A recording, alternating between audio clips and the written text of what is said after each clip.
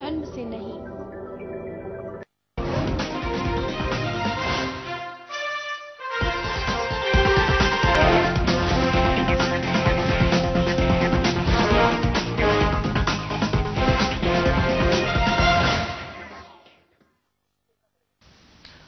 नमस्कार, खास खबर में आपका स्वागत है। आपके साथ मैं हूं दुर्गेशन भटनागर। खास खबर में आज बात होगी राजस्थान की। आपको बता दें, राजस्थान में अब बीजेपी जो है वो आने वाले चुनाव को लेकर अभी से ही मंथन करने में जुट गई है। बीजेपी की अगर बात करें तो पार्टी के अंदर जिस तरीके से आरएसएस में प्रचारक लगाए जाते हैं, प्रचारक होते हैं, उसी तरीके से बीजेपी में भी अब विस्तारक जो हैं वो लगाए गए हैं और वो बूथ स्तर तक पार्टी को मजबूत करने की कवायद में जुटे हुए। अब उन्हीं को लेकर एक सेशन जो है, 2 दिन का सेशन जो है बीजेपी ने रखा है। जामडोली में ये सेशन चल रहा है। एक तरफ कांग्रेस जो है वो आक्रामक रुख अब राज्य सरकार के खिलाफ अपनाने की कोशिशों में लगी हुई है और कोशिश यही है कांग्रेस की, और रणनीति भी कांग्रेस की यही है कि अब चुनाव का काउंटडाउन शुरू हो चुका है। 2018 के अंत तक चुनाव होने हैं विधानसभा के, तो उससे पहले कांग्रेस भी वापस से कोशिशों में जुट गई है। और जिस तरीके से अगर राजस्थान की राजनीति को देखें तो एक टेन्योर बीजेपी का, एक टेन्योर कांग्रेस का होता आया है, तो एक वो भी ऊर्जा का स्रोत कांग्रेस के लिए नजर आ रहा है। तो अब इन सभी चीजों को लेकर कांग्रेस जो है अब इस बात को कोशिश कर रही है, उसके अग्रिम संगठन भी जो है वो इस कोशिशों में लगे हुए हैं कि बीजेपी को बेनकाब किया जाए, उसकी जो योजनाएं हैं वो नाकाम हो रही, ग्राउंड स्तर पर उसके जो फायदे हो नहीं पहुंच पा रहे हैं, ये जनता तक ले जाने की कांग्रेस की रणनीति है। और अगर उधर बीजेपी की बात करें तो जिस तरीके से लगातार बीजेपी के पिछले कुछ दिनों में जो चुनाव हुए हैं, 5 राज्यों के चुनाव हुए हैं, एमसीडी का चुनाव हुआ है, जिस तरीके से बीजेपी ने वहां पर सब जगह जीत हासिल की है, तो एक नया उत्साह जो है वो प्रदेश बीजेपी में भी देखने को मिल रहा है। और उसकी एक बड़ी वजह धौलपुर का उपचुनाव थंपिंग मेजोरिटी से जीतने को लेकर भी है। अब बीजेपी ये चाहती है कि अभी से ही चुनाव की तैयारियों में लग जाया जाए और जो समय बचा है उस समय का सदुपयोग किया जाए। जो लोक कल्याणकारी योजनाएं बीजेपी ने चलाई है, गांव ढाणी तक, अंतिम व्यक्ति तक पहुंचाने की कोशिश है। और इसके लिए बीजेपी को अपने कार्यकर्ताओं को स्ट्रेंथन करना होगा, सुदृढ़ करना होगा और बूथ स्तर तक कार्यकर्ताओं की एक टीम खड़ी करनी होगी। और उसी की कवायद जो है वो चल रही है और उसी को लेकर कोशिश ये की जा रही है कि जो विस्तारक लगाए गए हैं वो अपना काम बखूबी करें, उनको किस तरीके से काम करना है, इसी को लेकर ट्रेनिंग जो है वो उन्हें दी जा रही है।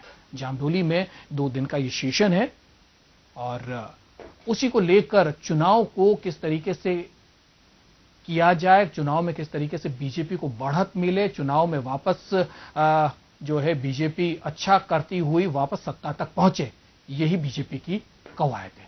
तो ये सेशन चल रहा है, क्या कुछ इसमें है, पहले आइए बीजेपी के नेता भजनलाल क्या कुछ कह रहे हैं, पहले वो सुनते हैं।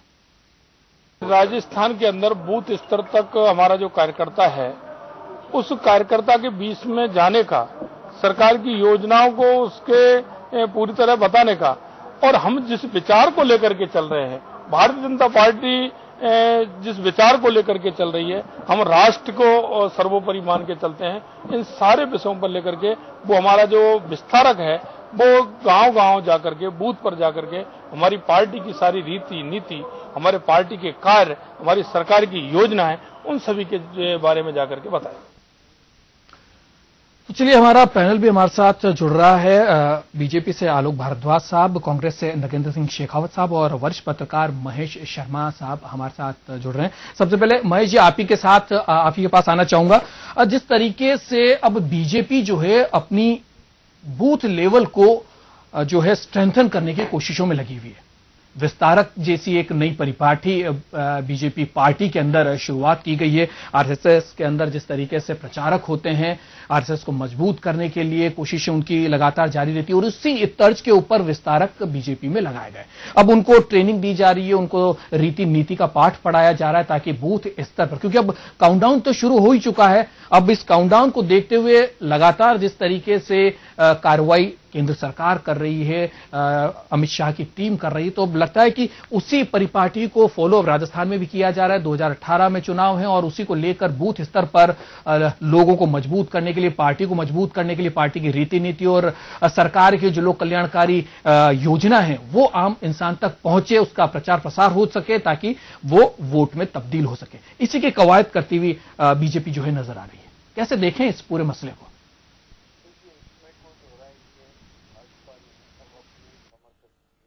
ने अब अपने कमर कस ली है अगले 2018 के चुनाव के। इससे पूर्व अगर आप देखें हैं कि कुछ एक महीने पहले की जो अगर देखा जाए तो वो 2019 की केंद्रीय स्तर पर चुनाव की तैयारियों में जुट गई है।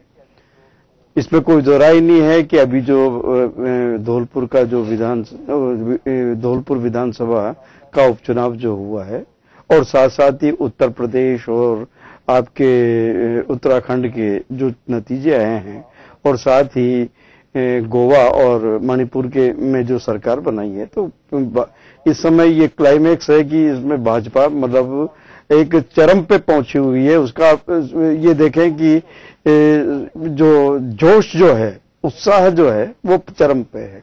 ऐसी सूरत में उसका यह है कि अभी से ही योजना बनाई जाए जो एन वक्त पर कि 2018 के प्रारंभ के दिनों में किया जाए, तो क्यों नहीं कवायद अब 2017 से शुरू कर दी जाए, ताकि जिससे अच्छी तरह से वापस एक बीजेपी का अपना जो है वो टारगेट हम कर सकें पूरा और वापस से सत्ता में पहुंच बनाई जा सके। और तो इसमें कोई दो राय नहीं है कि जिस तरह से केंद्र सरकार के प्रति जो उनकी रीति नीति जो हैं उनको लेकर के भी काफी कुछ इस समय प्रभाव ऐसा भाजपा के खेमे का मानना है कि इस उपलब्धियां जो है केंद्र सरकार की है, राज्य सरकार की, इन्हें भुना दिया जाए। तो अब इसके लिए जरूरी है कि मतदाता को तक अपना कोई संदेश पहुंचाया जाए, जो सरकार की उपलब्धि है उसे पहुंचाई जाए। जो हमने अभी जो वसुंधरा सरकार ने जो 4 साल में जो कुछ किया है या जो करने जा रही है उसकी उपलब्धियों को वो आम व्यक्ति तक पहुंचाए, उसके लिए कार्यकर्ता की आवश्यकता है। वो कार्यकर्ता होगा बूथ का, और तो बूथ का कार्यकर्ता न केवल वो मतदाताओं को चुनाव के दौरान खींचता है, बल्कि यह है कि किस तरह से वो अपनी उपलब्धियों को वहां तक आम जनता तक पेट पहुंचाए। और इसकी कवायद को लेकर के ही आप जामडोली में जिस तरह का जो भाजपा कार्यकर्ताओं का जो सम्मेलन हुआ है, ये काफी कुछ एक अभी से ही रियाज करने की एक शुरुआत कीजिए इसे, क्योंकि केंद्र के बाद में राज्य में भी अगर इस तरह की ये पहल हो रही है तो ये निश्चित रूप से परिणामदायक करने की कोशिश की जा रही है। बिल्कुल। कांग्रेस से नरेंद्र सिंह शेखावत साहब हमारे साथ हैं। नगेंद्र जी, आपके पास आना चाहूंगा और सवाल यही है, एक तरफ अभी से ही बीजेपी जो है आगामी चुनाव को लेकर, विधानसभा चुनाव को लेकर जुट गई, लेकिन कांग्रेस की बात करें तो कांग्रेस कोशिशों में तो लग रही, लेकिन आपसे गुटबाजी जिस तरीके से कांग्रेस में देखी गई है उसको लेकर थोड़ा सा संशय की स्थिति खड़ी हो जाती है कि आखिर क्या कांग्रेस किस नेतृत्व में चुनाव में जाएगी, क्योंकि काउंटडाउन तो शुरू हो चुका है। देखिए दुर्गेश जी, जहां तक कांग्रेस पार्टी की बात है, कांग्रेस पार्टी लगातार हमारे प्रदेश अध्यक्ष सचिन पायलट जी के नेतृत्व में लगातार जो है कार्यकर्ता मजबूती के साथ कांग्रेस पार्टी को मजबूत करने के लिए काम कर रहे हैं। और जहां तक गुटबाजी की बात है तो ऐसा कुछ भी नहीं, ये सिर्फ मीडिया या हमारे विपक्ष के जो लोग हैं उनके द्वारा फैलाया गया एक भ्रामक प्रचार है। हर पार्टी के अंदर जो है सीनियर और जूनियर लीडर्स होते हैं, उनके बीच में जो है एक सामंजस्य होता है, तो ऐसा कुछ भी नहीं है। पूरे सामंजस्य के साथ, पूरी एकजुटता के साथ जो है कांग्रेस पार्टी अपना काम कर रही है और जो कार्यकर्ता हैं वो पार्टी को मजबूत जो है करने के लिए लगातार जो है पार्टी को मजबूत बनाने के लिए काम कर रहे हैं। आप ये देखिए, जहां तक भारतीय जनता पार्टी की बात है तो पिछले 4 साल के अंदर इन्होंने ऐसा कौन सा काम किया है जिसको लेकर ये जनता के बीच में जाए। आज की स्थिति ये है कि भाजपा के कार्यकर्ताओं में जो है पार्टी नेतृत्व को लेकर बहुत बड़ा रोष है। यहाँ स्थिति ये कि कार्यकर्ता जो है उनके काम नहीं हो रहे हैं, एमएलएज जो है उनके पास अधिकार नहीं है। फिर उसको क्या कहेंगे? धौलपुर का उपचुनाव आप हारते हैं, उसके बाद सचिन पायलट कहते हैं कि ये हमने बीजेपी से नहीं, ये हमने सरकार से चुनाव हारा है। और उधर अगर गहलोत साहब के चुनाव के बाद के जो इंटरव्यू देखें तो उन्होंने कई चीजों के ऊपर इंगित किया कि फेल्योर के कई कारण गिनाए, आपसे गुटबाजी को लेकर भी उन्होंने बातें कही। तो उनको हम कैसे देखें?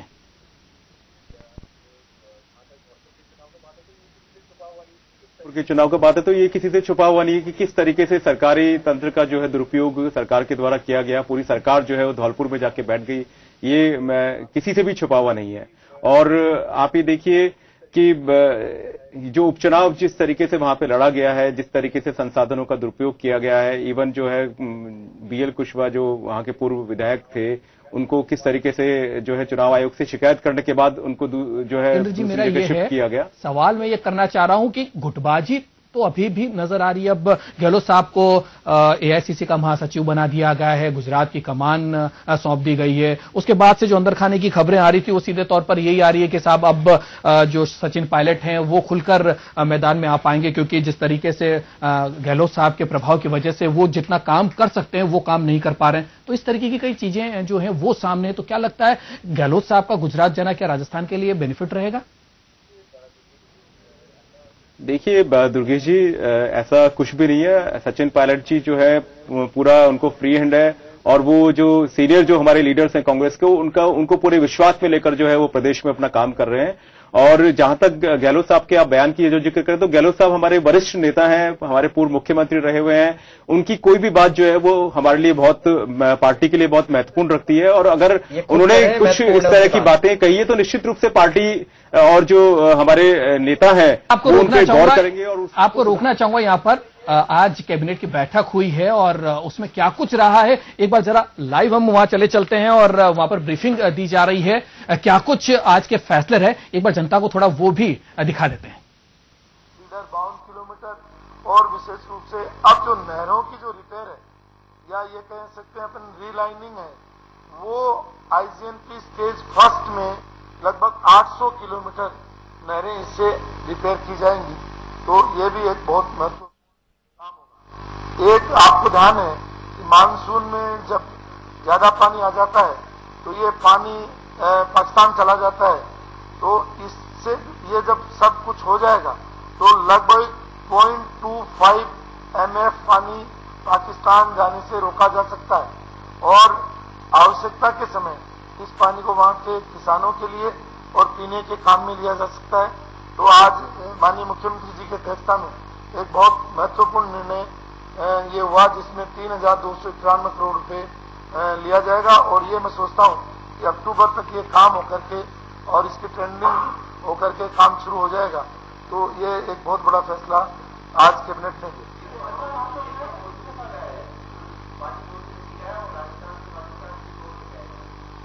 राजस्थान से पाकिस्तान जिस पीछे पंजाब क्षेत्र से जाता है हमेशा ही जाता है, और क्योंकि हमारी कैपेसिटी नहीं है उसको स्टोर करने की राजस्थान की, इसलिए मानसून में जब एक्स्ट्रा पानी आता है तो हम उसको रोक नहीं पाते क्योंकि हमारी नहरें क्षतिग्रस्त हैं।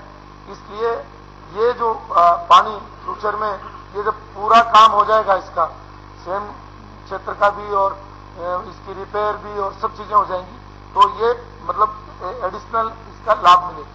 ये एडिशनल लाभ मिलेगा कि हम इसको भी काम में ले सकते हैं। 0.25 MF को भी काम में लिया जा सकता है। ये लोन हम लेंगे मतलब जो है आपके इस बैंक से लेंगे।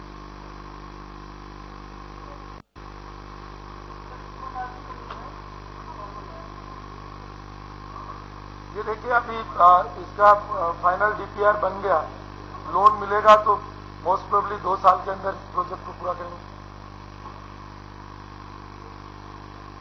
और जो